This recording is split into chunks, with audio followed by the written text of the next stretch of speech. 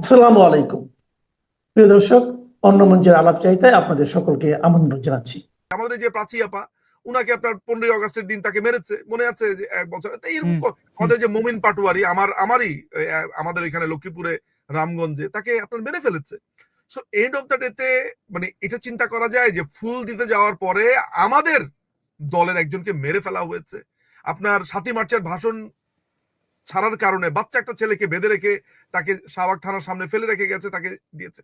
So end of the হুম। ডেতে যা হচ্ছে যেভাবে হচ্ছে সেগুলোর তো ভাই ফেরত আসবে না, এগুলো সবই রিপার্কেশন আছে। এমনকি ঢাকা বিশ্ববিদ্যালয়ের ডাকসু নির্বাচনে অংশগ্রহণকারী সম্ভবত ওনার নাম ইমা।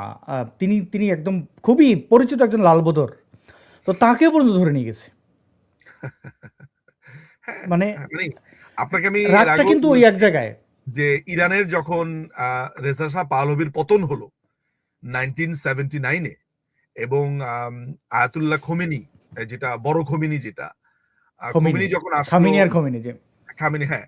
তো আলটিমেটলি যেটা হয়েছে সেটা কিন্তু ওই আন্দোলনটাতে রেজা শাহের বিরুদ্ধে কিন্তু আপনার বামপন্থীরা, সোশ্যালিস্ট মোর্চাগুলো, ছাত্র ফেডারেশন গুলো খুবই অ্যাক্টিভ ছিল, এবং তুদে party, one of the biggest বামপন্থী পার্টি, তারপরে সোশ্যালিস্ট আরেকটা পার্টি আছে ছাত্রদের অ্যালায়েন্স, ওরা কিন্তু আপনার সবচাইতে বেশি ভূমিকা রেখেছে একদম। এর পরবর্তী সময়ে খামেনি ফ্রান্স থেকে ফেরার পরে আপনার যেটা হয়েছে, সে তখন একটা গণ আপনার গণভোট হয়, ওই এরকম অবৈধভাবে গণভোটের ফলে তারা ইসলামিক প্রজাতন্ত্রের ব্যাপারটা তারা অ্যাপ্রুভ করে। ইসলামিক প্রজাতন্ত্র করার পরে 1988-এ এই তুদে পার্টির পুরোটাকে তারা ফাঁসি দিয়ে দেয়। জি। সো না, এই এটা এটা তো যারা অবধারিত যারা এই যে নিজাম ভাই, লাল এই বদর বাংলাদেশ। হয়েছে, কালচারাল জি। অ্যাক্টিভিস্ট যারা আছে, জামাত তো মনে করে এগুলা সব হারাম, অথচ এদের সাপোর্ট নিয়েই আজকে ব্যান্ড সঙ্গীত শিল্পী এই যে পার্থ বড়ুয়া, মানে লাল বদরদের অন্যতম ক্যাপ্টেন, রাস্তার মধ্যে নেমেছে। হ্যাঁ, তারপরে আপনার এই যে বাঁধন। গায়ক গায়িকা, আপনার এই যে নানান, আমি এদের নাম নিতে চাই না, নানান ভাবে তারা এসেছে, রাস্তায় নেমেছে। আপনি আমাকে বলেন তো যে এই মৌলবাদীরা ক্ষমতায় আসলে এরা কেউ কোনো অ্যাক্টিভিটি করতে, আমরা তো দেখেছি ইউনুসের সময়টাতে কি আম- হয়েছে। আমরা তো স্বয়ং আমরা জেমসকে এইটা বাংলাদেশে জেমসের কনসার্ট বন্ধ হয়ে যাবে তৌহিদি জনতার আপত্তিতে, এটা অসম্ভব। এমনকি এই যে আবুল সরকার, তার মেয়ে এবং তার তার স্ত্রীও বেশ চমৎকার গান গান, আলেয়া সম্ভবত তার নাম। তো তার মেয়ে তো একজন খুবই চিহ্নিত লাল বদর ছিল, তো তার বাবা এখনো জেলে ইউনুসের আমলে গান গাওয়ার অপরাধে। এটা এটা আওয়ামী লীগের আমলে হয়েছে, হয়নি তা না, কিন্তু এইভাবে এই আতঙ্ক, এই ভয়াবহতা আমরা দেখি নাই। দেখেন আর ভাই, আমি আপনাকে একটা কথা বলি, আওয়ামী লীগের আমলে যারা করেছে তারা এই গোষ্ঠীটাই। এই এখানে দুটো গোষ্ঠীটাই, ব্যাপার ইয়েস। আপনি একটু ক্লিয়ার করা দরকার। এটা এমন না যে আওয়ামী লীগের কোনো নেতাকর্মী করেছে, তখন হ্যাঁ এটা আপনি বলতে পারেন। এখন দেখেন, আমি যদি এই কথাটা বলতে যাই তাহলে বলতে হবে যে আওয়ামী লীগ এই খুন ঠেকাইতে পারলো না কেন, ওইটা করতে পারলো না কেন। দেখেন, অপরাধী তার অপরাধ করবে। দেখার বিষয় হচ্ছে এই ঘটনার পরে আওয়ামী লীগ কি কি ব্যবস্থা নিয়েছে। দেখেন ওই আমি সময়টাতে নাগরিক একমত সমাজ, নিজম ভাই। আওয়ামী লীগ, এখন যেগুলো হচ্ছে তাদের সাথে পুলিশ থাকে, রাষ্ট্রীয় মদদে হয়, এবং তারা আমি এই ঠিক অপকর্ম করে চেষ্টা করার পরে করছি যে আচ্ছা বলা হচ্ছে আপনি যে অপরাধ প্রেশার ঠেকাইতে গ্রুপ। পারবেন না। আওয়ামী লীগ জি। আমলে যারা এইসব করেছে এরা সবই এরাই। আপনি দেখেন হুম। এরা, আমার গতকালকে আপনার কলকাতার খুবই আমার অত্যন্ত পছন্দের একজন অভিনেতা, আপনার রাহুল অরুণোদয় ব্যানার্জি, ও ব্যানার্জি। হুম। দুর্ভাগ্যজনক ভাবে মৃত্যুবরণ করেছে। আমি এইটা নিয়ে একটা পোস্ট দেওয়ার পরে সেখানে কমেন্ট করেছে, মালু মরছে তো কি হইছে, তারপর হাহা রিয়াক্ট। বিশ্বাস করেন, 95% যেগুলো হাহা রিয়াক্ট দিয়েছে, সব নোংরা কথাবার্তা বলেছে, সবগুলার প্রোফাইল পিকচারে হয় কোরআন শরীফের ছবি, তা না হলে হাদির নাহলে ছবি, হাদির হাদি হাদি। হাদির ছবি সব, মানে মূলত 95% হাদির ছবি। ভাই, মানে একটা আল্লাহর মজার ঘটনা নামে, বলি। নবীর নামে এই যে তারা অন্য এরা, একজন মানুষের মৃত্যু উদযাপন করছে। এটা কি আমাদের ধর্মে লেখা আছে? তারা ধর্ম অবমাননা তো ওরাই করছে। সো আমার এই 5ই আগস্ট দেখার পরে নিজম ভাই একটা জিনিস ক্লিয়ার করে দেই। এই মিস্টার ব্যানার্জি, তিনি কিন্তু হিন্দু নন। তাকে হিন্দুরা গালাগালি করে, গোঁড়া হিন্দু, কারণ উনি রামের সমালোচনা করেছিলেন।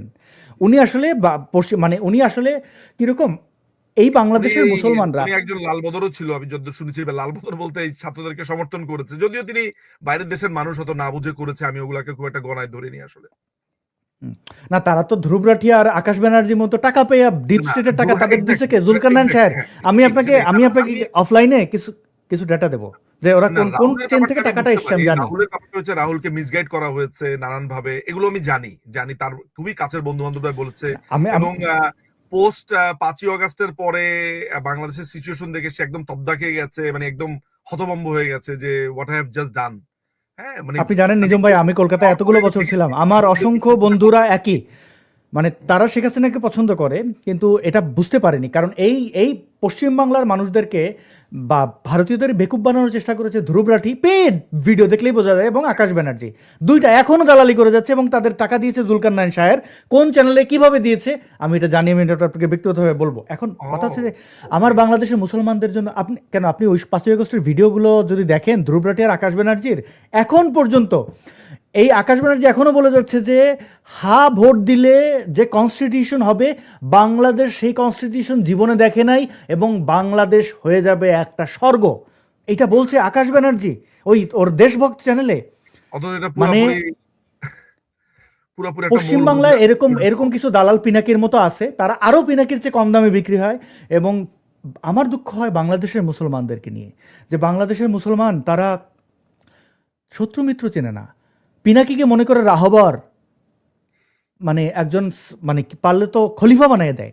আর এই যে যে মিস্টার ব্যানার্জি মারা গেছেন, তিনি কিন্তু অনেক ক্ষেত্রে মুসলমানদের পক্ষে ছিলেন, পিনাকির চেয়ে যে কোনো, মানে পিনাকির মতো মানে কোট আনকোট হিন্দুর চেয়ে তিনি হাজার গুণ ভালো, সেকুলার মানুষ।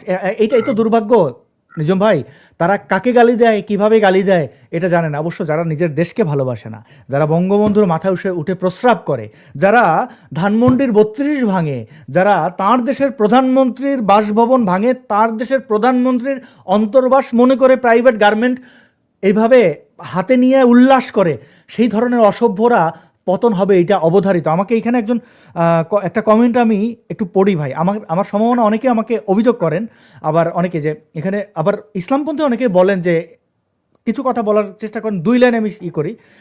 আসাদ নূর ভাই, ধর্ম নিয়ে আলোচনা বাদ দিয়ে রাজনীতির টকশো করবেন, কোটি কোটি ফলোয়ার পাবেন ইনশাল্লাহ। রাজনীতি আমার সাবজেক্ট না, ধর্ম আমার সাবজেক্ট ছিল না, আমাকে এই সালাফি হানাফিরা বাধ্য করেছে। অভিজিৎ রায়কে যেদিন হত্যা করেছে সেদিন আমি এদের ভিত ভাঙার শপথ নিয়েছিলাম নিজে নিজে, এবং ভিডিও ব্লগ এই পর্যন্ত। এইবার আপনি যদি আমার ইউটিউব চ্যানেলে যান, প্রিয় দর্শক আপনাকে বলি, দেখবেন যে যত টপ রেটেড ভিডিও সব ধর্মকেন্দ্রিক। তো আমার ভিউ ওই ধর্মকেন্দ্রিক, ধর্মের সমালোচনা করলে বেশি হয়, রাজনীতিতে আমার ওইরকম কিছু না। কিন্তু কেন রাজনীতি, এইটা হচ্ছে যে আমি যেহেতু অল্প হলে পড়াশোনা করেছি, 1971 মহান মুক্তিযুদ্ধে যখন দেশ সংকটে, তখন কে ইঞ্জিনিয়ার, কে পাইলট, কে এলিট, এরকম চিন্তা করে সবাই বসে থাকেন না। হ্যাঁ, কিছু লোক বসেছিলেন, পরবর্তীতে নিজেকে মুক্তিযোদ্ধা দাবি করছেন, ইউনুচ্চার মতো বলেছে আমি বিদেশে থেকে অবদান রেখেছি, এরকম ছিল। কিন্তু আবার ইউনুচ্চার মতো না এমন লোক কিন্তু প্রবাস থেকে চলে এসে যুদ্ধে অংশগ্রহণ করেছিলেন, পাকিস্তানি মিলিটারি থেকে আসা অসংখ্য উদাহরণ আছে। আজকে আমার দেশ সংকটে, সবার উপর দেশ, এখন এই ধর্ম নিয়ে ক্যাচাল। এখন দেখেন ধর্মকেন্দ্রিক, আমি যদি একই সাথে দুটো পারি, রাজনীতি এবং ধর্ম দুটোই পারি, কিন্তু গতকাল ধরেন ধর্মের সমালোচনা করে একটা ভিডিও বানাইলাম, আজকে রাজনীতি। এখন আওয়ামী লীগের যে ব্যক্তি, সে এমনিই মাইর খাচ্ছে, তারপরে আমার একটা ভিডিও দেখা গেল তার মনের সাথে মিলল, সে শেয়ার করলো, সে দুই কারণে মাইর খাবে। এক হচ্ছে আমার ভিডিও শেয়ার করার কারণে, আরেকটা হচ্ছে যে আওয়ামী লীগ করার কারণে। তো আমি ওই অনেকগুলো পরিস্থিতি চিন্তা করে আজীবনের জন্য এই জায়গা থেকে ইস্তফা দিছি, যে ধর্মকেন্দ্রিক কোনো ধর্ম নিয়ে আমি সমালোচনা করবো না। এমনকি আমি যে দেশে থাকি, এটা হচ্ছে যে খ্রিস্টান, যদি দেখেন ধর্মটর্ম ওইভাবে নাই, যদি থাকেও খ্রিস্টানরা ওই যে হিন্দুত্ববাদীদের মতো আবার যদি মনে করে যে না খ্রিস্টান খাতরামে হে, আর প্রচুর উপদ্রব করে, তখন আমি ওই বিষয়ে যাব না। মানে এটার একটা লং চিন্তা করে, এটা বলতে পারেন কোরবানি দিছি, বলি দিছি। কিছুদিন আগে আমি আমার চুলদারি বলি দিছিলাম, এই বলি দেওয়ার অভ্যাস আছে। যাই হোক, সেটা অন্য আলাপ। নিচুম ভাই, আমরা আবার একটু জামাতে ফিরতে চাই, সেই পরিচিত যেটা ইতিবাচক আশার বাণী হচ্ছে, ওই গণভবন কে লুটপাট করেছিল, তাদের ছবি ভিডিও তারাই আপলোড করেছে, তাদের সব ক্লিপ কিন্তু আছে। আওয়ামী লীগের তৃণমূল কিন্তু অনেকে এই এসডি কার্ডে করে, এসডি কার্ড সাথে রাখে না, এসডি কার্ডে রেখে দিচ্ছে, ড্রাইভে রেখে পাসওয়ার্ড বদলায়। মানে যে এগুলো সময় অনুযায়ী, মানে শীতের দেশে যেরকম স্প্রিং আসতেই মানে কিভাবে যে নিচে থেকে গাছগুলো ওঠে, অবাক লাগে যে গতকাল এখান দিয়ে গেলাম, এত বড় হয়ে গেল কেমনে। তো ওইভাবে এইগুলো কেমনে যে ক্লিপগুলো সামনে আসবে, আর কেমনে যে নগদে, অবশ্য আমি এটা নিশ্চিত ইউনুসের কোনো স্থাপনা বাংলাদেশে থাকবে না। ভিডিও পেয়েছি, ছবি পেয়েছি, একেবারে আমি হার্ড ড্রাইভ একটা বড় মজুদের কিনে এগুলোকে রাখছি, ক্লাউডে রাখছি, এগুলো সব সংরক্ষণ করছি ফোল্ডার ফোল্ডার ফোল্ডার ফোল্ডার করে। এই কে জিনিসটাই কি নিঝুম বলছে ভাই না আপনি বলছে, বলেছিলেন না যে যে বিএনপি যে মানে রাজনৈতিক যে নোংরামি তৈরি করে, তো আমাদের কর্মীরা পরে কি করবে? এটা তো রাজনৈতিকভাবে আজকে মব ইউনুস যে ৩২ ভাঙলো, ওই দিন আমি ওই দিন নিশ্চিত হয়েছি যে বাংলাদেশে ইউনুসের কোনো প্রতিষ্ঠান থাকবে না। হুম, এবং দেখেন, কেউ কল্পনা করে না লগি বৈঠায় যে ওই লগি বৈঠা শুধু আওয়ামী লীগের প্রতীক না, ওইটা দিয়ে পিটানো হইতে পারে। বিএনপি তখন কল্পনা করে না যে এটা দিয়ে পিটান এবং এইভাবে হইতে পারে। তো ৩২ ভেঙে ওরা উল্লাস করছে, এখনো ভাঙতে পারে না। দেখেন কত দফায় দফায় শেষ করে এখনো কিন্তু ওইটারে এই এসকেভেটর নিয়ে গেল, কত কিছু নিয়ে গেল, কিন্তু এই যে ভাঙা বা আঘাত করা কি, এটা শৈল্পিকভাবে আওয়ামী লীগ দেখাই দেবে, এটা আমি এবং আমি এই নিশ্চিত। বুলডোজার সাপ্লাই দিয়েছে এখন এমপি হয়েছে, কি নাম যেন, সাদেক হোসেন খোকার ছেলেটা, যেটা ওই হ্যাঁ, যে ইশরাকের অনেক জন্য আমার খুব কষ্ট হয় যে ও মুক্তিযোদ্ধার সন্তান। ইশরাক ছেলেটা পড়াশোনা করেছে, আমি একবার দেখেছি যে সে রকমারি থেকে বই অর্ডার দিয়েছে, প্রচুর বই এসছে, এবং সে যে বই পড়ুক না কেন প্রচুর বই দেখলাম এসছে, মাওলানা ভাসানী বিভিন্ন বিষয়ের উপরে সে এনেছে। ভাবলাম ছেলেটা পড়াশোনা করে, মানে এই প্রজন্মের, আমাদের বয়সও ছোট, কিন্তু মনে হয়েছে যে মানে এই লেভেলের রুচি নেমে এসেছে। তার বাবাও তো এই বঙ্গবন্ধুর নামেই স্লোগান দিয়েছে, মুক্তিযুদ্ধ ভাই করেছে। সার্জেসের মতো আমার বঙ্গবন্ধু বললেও বিশ্বাস করা যাবে না। আবার ইশরাক, আপনি বই প্রেমী, কাউকে বই পড়তে দেখলে আপনার ভালো লাগে, কিন্তু ওইটা এদের ভেতরে কিছু আছে বলে ইশরাকের মনে হয় না। তবে একটা জিনিস, যখন এই দ্বিতীয় শপথের সময় রুমিন ফারহানা যখন উঠে যাচ্ছিলেন, তার হুম। দেখা দেখি ও উঠে গেছিল। মানে এরা হচ্ছে কি, মানে এক এক সময় এক এক দিকে পতিত হয়। মানে মুক্তিযোদ্ধার সন্তান হিসেবে তার যে মূল যে কাজটা, সেই হুম। জায়গাটাতে তার অবদান রাখা উচিত ছিল। এটা আম, ওর ব্যাপারে তো জানেনই আপনার ব্যারিস্টার ইমরান চৌধুরী জনি, আম, আমাদের, আমি ওনার চেম্বারে আমার একটা বড় সময় কেটেছে। ইমরান ভাই তার ব্যাপারে দীর্ঘ সময় বলেছে কিভাবে তার অর্থ এখান থেকে না দিয়ে চলে গেছে না গেছে, এগুলো তার পার্সোনাল জীবন যাপন এভরিথিং আমরা জানি। হুম। সো এগুলা ঘাটলে বহুত কিছু বের হয়ে আসবে, কিন্তু একে আসলে খুবই আহ একেবারে হিসাব করে মেকানিজম করে তাকে নামানো হয়েছে। গতকালকে আমি একটা স্টোরি শুনলাম, আমাকে মানে ওই চেম্বারে কাজ করতে এমন একজন আমাকে পুরোটা বলল। ওদের 6ই অগাস্টের টিকিট কাটা ছিল, এই শাহরিয়ারের টিকিট কাটা ছিল ইন্ডিয়াতে, ঠিক আছে। মজার ব্যাপার হচ্ছে তার টিকিট কাটা ছিল ইন্ডিয়াতে, কারণ ওরা বুঝতে পারছিল না যে ওই প্রথম দিকে তো আপনার 6 তারিখে ছিল হইতেছে আহ ঢাকা ঘেরাও কর্মসূচি, প্রথমে তো 5 তারিখে ছিল না, এটাকে হুম। নামিয়ে এনে 5ই অগাস্ট করা হয়েছে। তো আমি বললাম যে আর ইউ শিওর? বলে হ্যাঁ হ্যাঁ, ওনার 6 তারিখে টিকিট কাটা ছিল, আমাকে প্রেসার দিয়েছে যে টিকিটটা কেটে রাখো, কখন কোন দিকে যেতে হবে বলা তো যায় না। তাই বললাম যে ওয়াই ইন্ডিয়া? বলে তখনও তো ভাই ও যে এরকম জামাত এটা তো প্রকাশ পায় নাই, কারণ সে বেসিক্যালি আওয়ামী লীগের রাজনীতি করতো রাজশাহী ইউনিভার্সিটিতে। পরবর্তী আওয়ামী লীগের রাজনীতি অনেকদিন করেছে, তার বাবাও আওয়ামী লীগের রাজনীতি করতো, এবং পরবর্তী সে ছাত্র ইউনিয়নে যোগ দেয়। এরপরে সে জামাতে পরিণত হয়, জামাত তাকে এখান থেকে ক্যাপচার করে। তবে যেটা বুঝলাম যে অত্যন্ত অভাবী টাইপের একটা ছেলে, মানে টাকা পয়সার ব্যাপারে টাকা দিয়ে তাকে আপনি কিনে ফেলতে পারবেন একেবারে নয়, কারণ ওর যতগুলো ভেজাল আমি ইংল্যান্ডে জানলাম, যতগুলো ঘটনা আমি শুনলাম, সবগুলোই অর্থনৈতিক। যেমন ধরেন ধার নিয়েছে, ক্যাব চালাতো, এখানে এখানে ক্যাবে ড্রাইভিং করতো। প্রথম দিকে আপনার বার করার পরে চেম্বার টেম্বার সে যেটা, ব্যারিস্টার হয়ে যাওয়ার পরে কোনো নিঝুম ভাই, চেম্বার আমি পায়নি। একটু দ্বিমত পোষণ করি। সে অভাবী না, সে লোভী। কিছু কিছু লোভী মানুষের লোভ লোভী থাকে, লোভী, যেমন হ্যাঁ, অভাবী বলা পিনাকি যায় না, লোভী। তিন ও ইঞ্চি হিসেবে আসলে প্রতিষ্ঠা হইলো কেমনে? টাকা টাকা দেখেন দিয়ে তাকে পিনাকির কেনা ব্যাপারটা থাকে, দেখেন। কিন্তু এগুলো প্রসঙ্গ এই না। হ্যাঁ, জি, এরকম নূর কিছু বলেন। ক্যাটাগরির লোক থাকে, যেমন পিনাকি নাদিয়ার সাথে যে জিনিসটা করলেন, এটার কারণটা কি ছিল? তার কি অভাব ছিল? এটা হচ্ছে দোষ, মানে দেখলেই লোভে পড়ে যাওয়া। মানে আচ্ছা, এরকম এইরকম একটা ব্যাপার যে আচ্ছা জামাত, ওকে, পিনাকি নিজে, ওই যে পিনাকি যেরকম একই, দেখেন আবার মিল আছে, পিনাকি জামাতের দালাল, এখন সারিয়ার দালাল একই। শাহরিয়ারের তো এগুলো ধরেন ক্যারেক্টারলি, আমি তার লাইফ, ব্যক্তিগত লাইফ, আমার মনে হয় এটার ব্যাপার না। ইন্টারেস্টিং যেটা ব্যাপারটা হয়েছে, ও কয়েকটা মিশন হাতে নিয়েছে। যেমন একটা ইদানিং সে বলে বেড়াচ্ছে বিভিন্ন টক শোতে যে লিগ্যাল ফ্রেমওয়ার্ক অর্ডার এই অনুযায়ী বাংলাদেশের সংবিধান হয়নি, এটি বঙ্গবন্ধু প্রতারণা করেছেন। এখন যেই লোকগুলো তার সাথে টক শোতে যায় বা যে সঞ্চালক থাকে, তারাও মাসাল্লাহ এমনই কলম। আমি সরি টু সে যে এতে মনে হতে পারে যে আমি মনে হয় অনেক কিছু জেনে বসে আছি, কিন্তু আমি তো আসলেই ভাববো যে আমি অনেক কিছু জেনে বসে আছি যখন দেখছি যে কেউ প্রতিবাদ করে বলছে না। দুই নাম্বার হচ্ছে, সে বলছে যে সমাজতন্ত্র আর ধর্ম নিরপেক্ষতা এগুলো নাকি ভারত থেকে আমদানি হয়েছে। অথচ সে যদি একটু পত্রিকাটা পড়তো তাহলে দেখতো যে বঙ্গবন্ধু 28শে ফেব্রুয়ারি 1971 সালে ভাষণ দিয়েছে যে বাংলাদেশ তো তখন বলেছে না, বলেছে আমরা সমাজতান্ত্রিক কাঠামো নির্মাণ করিব, সমাজতান্ত্রিক ভাবে আপনার সংবিধান প্রণয়ন করব। তার মানে এই সমাজতন্ত্রের কথাটা পরিষ্কার বলেছে। এবং ভুট্টো, মজার ব্যাপার হচ্ছে ভুট্টো এই সোশ্যালিস্ট ইকোনমির কথা বলেছে তার পিপলস পার্টির জনসভাতে। তার মানে ওই লিগ্যাল ফ্রেমওয়ার্ক ইসের সাথে এই সোশ্যালিস্ট অর্ডারের বা এই সোশ্যালিজমের কোন রকমের দ্বন্দ্ব ছিল না।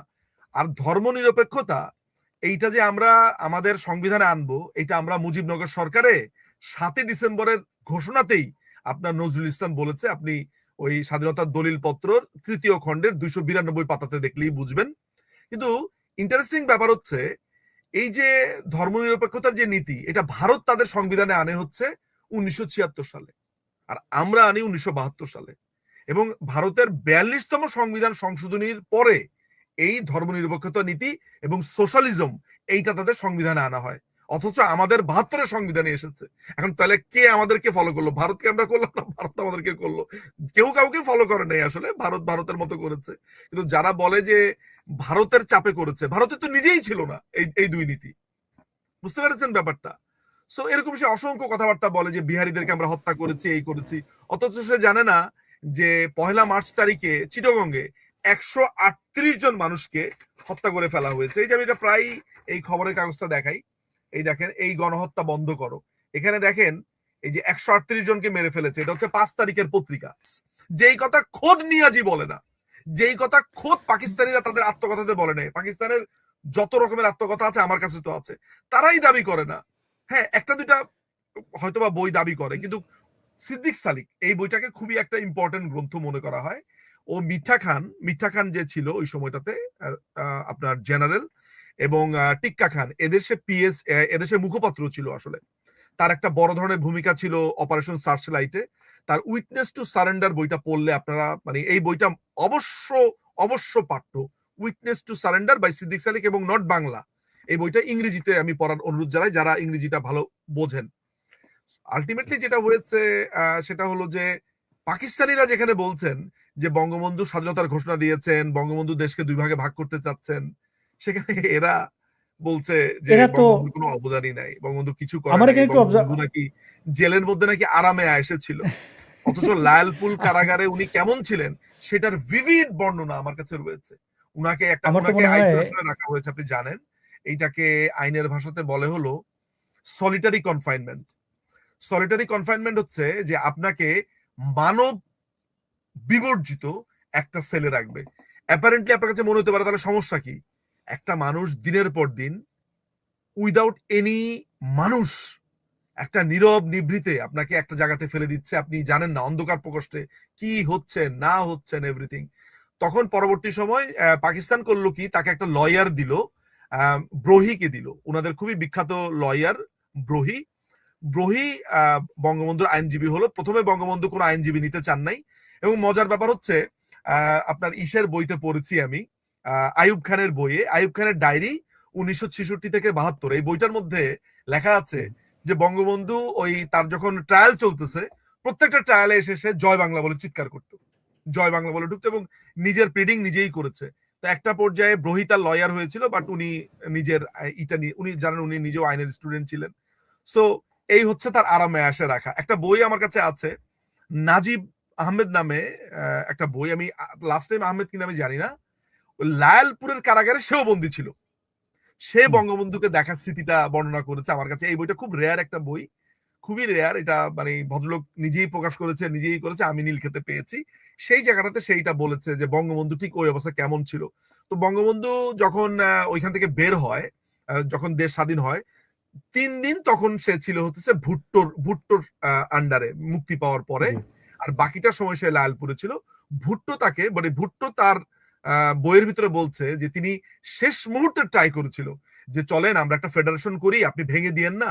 বঙ্গবন্ধু বলেছে নো, আমি এই 9 মাসও আমি এখানে এক কথাই বলেছি, বাট আমি তোমার সাথে এই ব্যাপারে কথা বলতে চাই না, আমার জনগণ সিদ্ধান্ত নিয়েছে, এখানে আমার কোনো রকমের কথা বলার কোনো রকমের প্রশ্নই আসে না। লাস্ট ট্রাইটা করেছিল যে একেবারে ভেঙে না দিয়ে একটু আমাদের মধ্যে সম্পর্কটা রাখি, এটা উনি আসার আগে লাস্ট বলেছে। এই হলো কি ঘটনা।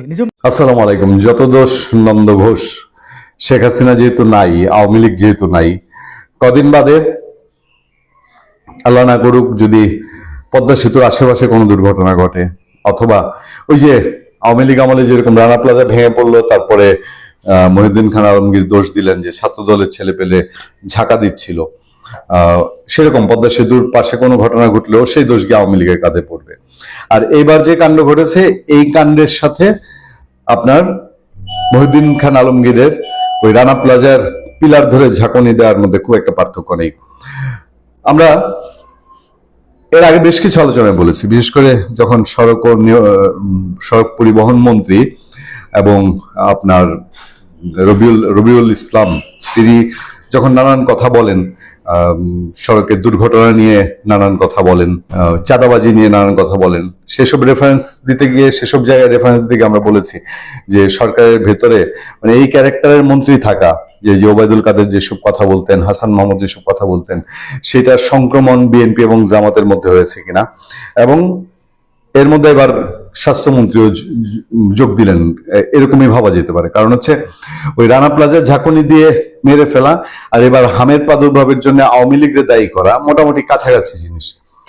আওয়ামী লীগ বরঞ্চ তাদেরই পরে তারা মুখ পিছলেই বলুক আর সচেতন ভাবে বলুক বলছে যে আওয়ামী লীগ সময়ে টিকার ব্যাপারে খুব সচেতন ছিল। তো সেই সচেতন থাকার পরেও স্বাস্থ্যমন্ত্রী আওয়ামী লীগের উপরে দোষ চাপাতে চেয়েছেন। এটা নিছক দুর্ভাগ্য ছাড়া আলটিমেটলি আসলে কিছু না। তারপরে আমি আপনাদেরকে মনে করিয়ে দিই, স্বাস্থ্যমন্ত্রী হয়তো জানেন না। আচ্ছা, স্বাস্থ্যমন্ত্রী যেটা মনে করিয়েছেন, আমরা আমাদের হাতে আসা মানে স্বাস্থ্যমন্ত্রীর এই বক্তব্যের পরে আমাদের বেশ কিছু ফলোয়ার আমাদেরকে অসংখ্য টিকার কার্ড পাঠিয়েছেন, হামের টিকার কার্ডের ছবি পাঠিয়েছেন ইনবক্সে, কমেন্টে এবং ফোনে জানিয়েছেন বিস্তারিত। এবং সেসব টিকার কার্ডে স্পষ্ট দেখা যাচ্ছে যে আওয়ামী লীগ সরকারের সময় হামের টিকা বলবৎ ছিল, হামের টিকা শিশুদেরকে দেওয়া হয়েছে, এই ব্যাপারে কোথাও গাফিলতি অসচেতনতা হয়নি। আওয়ামী লীগ সরকার স্বাস্থ্য খাত নিয়ে বহু সমস্যা করেছে। বিশেষ করে আমি সবসময় বলি, আমার কাছে খুবই দুর্ভাগ্যের জিনিস আমরা যে কাছে থেকে দেখেছি যে আমাদের চার নেতার এক নেতার ছেলে প্রয়াত মোহাম্মদ নাসিমের সময়কালে স্বাস্থ্য মন্ত্রণালয়ে এতটা দুর্দশা আমার কাছে খুব দুর্ভাগ্যজনক মনে হয়েছে যে চার নেতার এক নেতার ছেলের দায়িত্ব ছিল, কিন্তু তখন স্বাস্থ্য খাতের একেবারে হরিলোট অবস্থা গিয়েছে, তার ছেলের প্রতি অভিযোগ উঠেছে।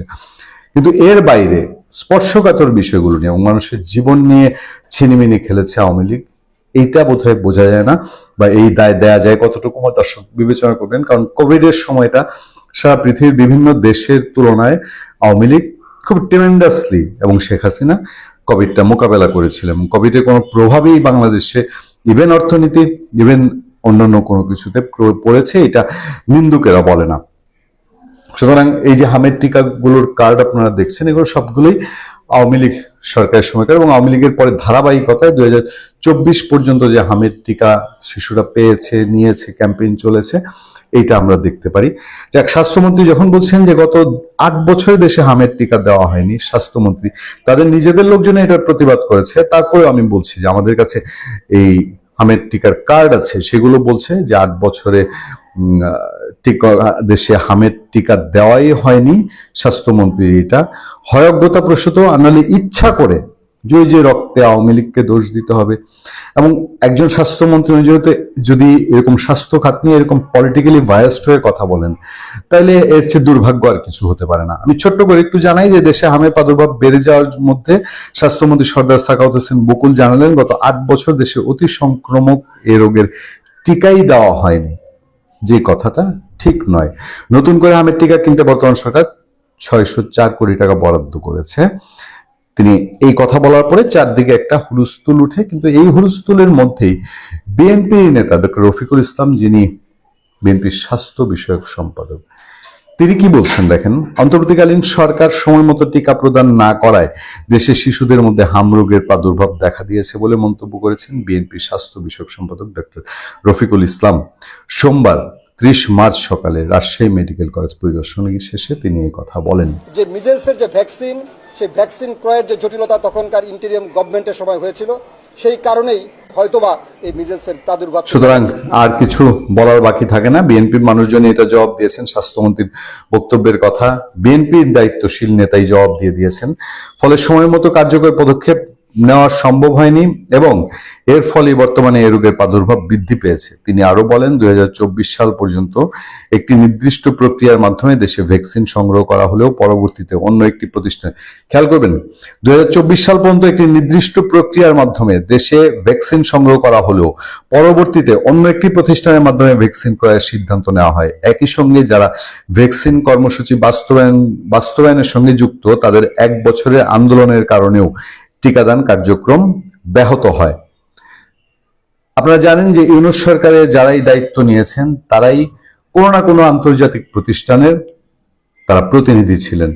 স্বাস্থ্য খাতে এক নূরজাহান বেগম, আমাদের স্বাস্থ্য খাত যদি উন্নত বিশ্বের পর্যায়ে যেতে বা ইউরোপের দেশগুলোর পর্যায়ে যেতে আরো 100 বছর লাগতো, নূরজাহান বেগমের কারণেই এটা 200 বছরে পৌঁছেছে। একটা অথর্ব অকার্যকর এক মহিলা, ডক্টর ইউনূসের পছন্দের। ডক্টর ইউনূস কি দুর্বলতা এই মহিলার দিকে যে বাংলাদেশের স্পর্শকাতর স্বাস্থ্য খাতকে তিনি তার এনজিও থেকে একজন অফিসারকে এনে, আমি নিঃসন্দেহে একটা আলাপ হয় না, এখন তো সোশ্যাল মিডিয়া এটা ওপেন। ডক্টর ইউনূস যখন বাংলাদেশে এসে পৌঁছেছেন তখন তার সামনে যে লিস্ট দেওয়া হয়েছিল উপদেষ্টাদের, যেগুলো সুপারিশ করা হয়েছিল, সেই লিস্ট থেকে প্রায় অর্ধেক তিনি কেটে বাদ দিয়ে দিয়েছিলেন। 2024 সালের 8 আগস্টের কথা বলছি। বাদ দিয়ে তিনি তার নিজের ইচ্ছা মতন এই নূরজাহান বেগম, তারপরে আদিলুর রহমান শুভ, এই টাইপের উপদেষ্টাদের তিনি ওখানে জয়েন করেছিলেন। এবার ফিরে দেখেন যে এই যে বাচ্চাগুলো এখন পর্যন্ত 22-23 জন বাচ্চা মারা গেল, ডক্টর ইউনূসের মতন একটা পাপী, একটা লোভী, যার কোনো মায়া দরদ বাংলাদেশের দিকে নাই, সেই লোকটা এতগুলো শিশুর প্রাণ গেল, সে ভ্রুক্ষেপে করলো না। পুরো স্বাস্থ্য খাতটা দিয়ে কোনো ভ্রুক্ষেপ করেনি। এদের বিচারের কথা কেউ বলে না, বিচারের কোনো আওয়াজ উঠে না। কারণ ওই যে বাংলাদেশে একটা ফরম্যাটে পড়ে গেছে যে 1/11 সরকার আওয়ামী লীগকে আইনা দিচ্ছে, আওয়ামী লীগ 1/11 কাউকে কিছু করে নাই, বিচার করে নাই। এবারের সরকার বিএনপিকে এনে দিয়েছে, ফলে বিএনপি তাদেরকে একটু সদয়ের চোখে দেখছে, তাদেরকে এক্সিট দিয়ে দিচ্ছে। কিন্তু 1/11 সরকার এই ধরনের কি কি ঘটনা ঘটিয়েছিল তার কি কোনো উদাহরণ আছে? আমরা তো 1/11 সরকারকে অনেক বেশি মানবিক অ্যাক্টিভ হতে দেখেছি। এই ডক্টর মোহাম্মদ ইউনূস, এই যে তারেক রহমান ক্ষমতায় এসছেন, তিনি কোন একটা জায়গায় শিশু হারিয়ে গিয়েছে, তিনি ইন্টারফেয়ার করছেন, তার ইন্টারফেয়ারে শিশুটা উদ্ধার হচ্ছে। 111 সরকারও এরকম করতো, 111 সরকারও করতো, শেখ হাসিনা সরকারও করেছে। ডক্টর ইউনূসকে দেখেছেন বাংলাদেশে কোনো মানবিক বিপর্যয়ের মধ্যে গিয়ে সে কখনো ইন্টারফেয়ার করেছে? কোথাও একজন মানুষ না খেয়ে মরছে, শোনা গেছে কোথাও যে প্রধান উপদেষ্টার মহানুভবতায় একটা পরিবার রক্ষা পেয়েছে, একটা মানুষ রক্ষা পেয়েছে? কখনো ইন্টারফেয়ার করতেছে? কারণ তাদের কোনো মানবিক দিকেই ছিল না। এরা সুদের ব্যবসায়ী। সুদের কারবারি কি হয়? চরিত্রের দিক থেকে সুদের কারবারির ভিতরে কোনো মানবিক বৈশিষ্ট্য কাজ করে না। তার চোখে কোনো রক্ত থাকে না, সে হয়ে যায় রাক্ষসে। তার পয়সা তোলাটাই হচ্ছে তার মেইন ইন্টেনশন। ফলে আমাদের এই হামের টিকা দিয়ে শিশুদেরকে আজ এই ঝুঁকিতে ফেলে গেছে। সরকার আজকে এক্সট্রা 604 কোটি টাকা এই ক্রাইসিসের সময়ে বরাদ্দ করতে হচ্ছে। এর দায় কার উপর? 1200 নারীকে যে পিটিয়ে মেরে ফেললো, কোথায় ছিল বাংলাদেশের মানবাধিকার কর্মীরা? কোথায় ছিল তখন ইসলাম প্রেমীরা? কোথায় ছিল তখন এই বামপন্থীরা? কোথায় ছিল কমিউনিস্ট পার্টিরা? তখন তাদের খুঁজে পাবেন না, তখন একটাকেও খুঁজে পাবেন না। শেখ হাসিনা, তাদের ভাষায় 2000 লোক মারছে তাদের ভাষায়। শেখ হাসিনা ফ্যাসিস্ট, তার মধ্যে আবার 500 কিন্তু ফিরে আসছে, জিন্দা ফিরে আসছে। কেউ বেহেশতের হুরিদের অত্যাচারে ফিরে আসছে, কেউ কবর আযাবের ফেরেশতাদের অত্যাচারে ফিরে আসছে, কেউ বেহেশতের গেলমান এবং হুরিদের নিয়ে যে বালাখানা ছিল সেখানকার এত আনন্দ, সেটার ভোগ করতে তার ভালো লাগে না, আবার পৃথিবীতে ফিরে আসছে 500। তাহলে রইল বাকি 1500। তাই 1500 জনের শেখ হাসিনা ফ্যাসিস্ট, আওয়ামী লীগ নিষিদ্ধ, ছাত্রলীগ নিষিদ্ধ, কিন্তু খোমেনি 60,000 মারবে, এই ব্যাপারে তাদের কোনো কথা নেই। সবচেয়ে আশ্চর্যের বিষয়, খোদ আওয়ামী লীগের লোকও আবার সেই খোমেনির সমর্থন করে এবং তারা খোমেনির সাথে শেখ হাসিনার তুলনা করে। কত বড় বেকুব হলে শেখ হাসিনা আর খোমেনির সাথে তুলনা করা যায়? খোমেনি হলো একটা আল্ট্রা ফ্যাসিস্ট, তার কাজই হচ্ছে ফ্যাসিজম করে ক্ষমতায় থাকা। হত্যার মাধ্যমে তার পুলিশি রাষ্ট্র। বাংলাদেশ কি পুলিশি রাষ্ট্র ছিল? আরে ভাই, আপনি তো আওয়ামী লীগ হয়ে আওয়ামী লীগের সমালোচনা করতে পারছেন। ওইখানে খোমেনির বিরুদ্ধে খোমেনির বিরোধী লোক সমালোচনা করতে পারবে, আর পক্ষের লোকদের গায়েব করে দিবে। সে খোমেনির সাথে শেখ হাসিনার তুলনা। যাই হোক, সেটা হলো যে ইসরায়েল যখন মানবাধিকার লঙ্ঘন করে সারা পৃথিবী চেঁচামেচি করে। ইরান, আপনি ইসরায়েলের বিরোধিতা করার 100 কারণ থাকতে পারে, আপনি আমেরিকার বিরোধিতা করার 100 কারণ থাকতে পারে, আছে, কোনো সমস্যা নেই। কিন্তু ইরানের পক্ষে আপনি নিবেন কোন কারণে, কোন আক্কেলে? শুধুমাত্র মার্কিন বিরোধিতার জন্য? যদি তাই হয় তাহলে আমেরিকার ভিসাটা নিজের ক্যান্সেল করেন। আপনার পোলা আমেরিকা পাঠায়া সারাদিন দোয়া করেন, আল্লাহ গো আমার একটা আমেরিকার ভিসা দাও। এগুলো বলে আবার বলবেন যে ইরানের সাথে আমেরিকার বিরোধে, আমেরিকার পক্ষে কেন?